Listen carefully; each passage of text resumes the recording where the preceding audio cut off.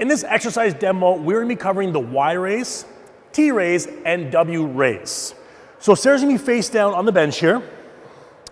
For our first exercise, the Y raise, we're gonna be also known as a low trap flexion. We're gonna be covering the lower aspect of the traps. If you remember, we had those upper traps, mid traps, and lower traps. Just scoot down a little bit for me. Now be very careful when someone's setting this up. If you notice we have a lot of lordosis or a lot of extension in that lower back, make sure chest stays down, rotate the pelvis a little bit, that's better. Now for a Y raise, the reason why we call it a Y raise is that from the top position, it looks like the hands are making a Y. So both hands come up, slightly outside shoulders, maybe about 30 degrees. Now in this position, what you want to instruct your client to do, I'm gonna place my hand on those lower traps. Make sure they don't lift their chest off the bench. Go ahead and do that for us. Lift the chest off the bench as you do this. Don't do that. That will go into hyperextension of the lower back, and that lower back will get very tight. Chest stays down. We're gonna fire those lower traps. You're gonna come up. Instruct your client to really straighten the arms. Now push up again. Push up, push up, push up. Don't bend the elbows. Good. Come down to about here, and then back up again. Push up, push up, push up, and then down. Commonly what you're gonna find is clients just jerk the hands up and then drop them all the way down. So come up nice and quick, and then drop them right down. Come up quick, drop them right down. You're not gonna get proper activation of the low traps doing that, so make sure you instruct the client to hold there for a few seconds, straighten the arms, and contract those low traps. Now for the T raises. The T raises are gonna be meant for the mid trap. We want supination of the hands. So instead of being in this position here, we're gonna turn those hands outward, thumbs up towards the ceiling this way. In this position, what you want to instruct your client to do is to come up, bring those shoulder blades together, hold that squeeze, and again about 3/4 of the way down.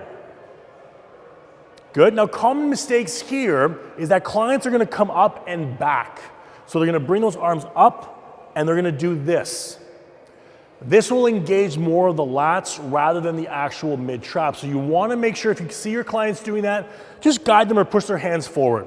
So again with the T raise, thumbs up, in line with the shoulder, squeezing those shoulder blades together, slowly back down, stop right about there, come back up, retract. Good, keep those hands slightly forward, excellent. Now our third one in this series is going to be the W raise. This is a great static exercise for the infraspinatus and the teres minor. Now this one can use a little bit of weight. In this position here, you're going to instruct your client, hang the arms down, hammer curl for me, so 90 degrees with the arms, keep the elbows forward. All we're going to do here is rotate from the shoulder joint. So you're going to rotate, bring those elbows up, and forward a little bit more, right there. Good, we're gonna hold that squeeze, and be careful with this. We don't want the arms to drop down. Keep them up. So we're gonna externally rotate. Bring the elbows back down to starting position, and if you notice, all we're doing is rotating from the shoulder. Now what makes this exercise very unique and effective is that as Sarah comes up and rotates, her line of force now, these dumbbells wanna fall down. So she has to externally rotate to keep those dumbbells in position. That's gonna statically contract the infraspinatus and the teres minor. We're also using some posterior delta to get the dumbbells up as well. Now when you're doing this, you can drop those down. When you're doing your Ys, Ts, and Ws, treat them as separate exercises. Don't do 10 Ys and then go right into 10 Ts and go right into 10 Ws. You want to treat each of these muscles separately and give them the adequate rest necessary. Usually what I recommend is maybe doing a set of Ys with some core activation as one set.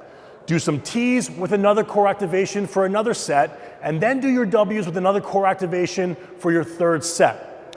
You wouldn't sit there and go, I'm going to do an incline dumbbell press and no rest go into flat and no rest go into a decline.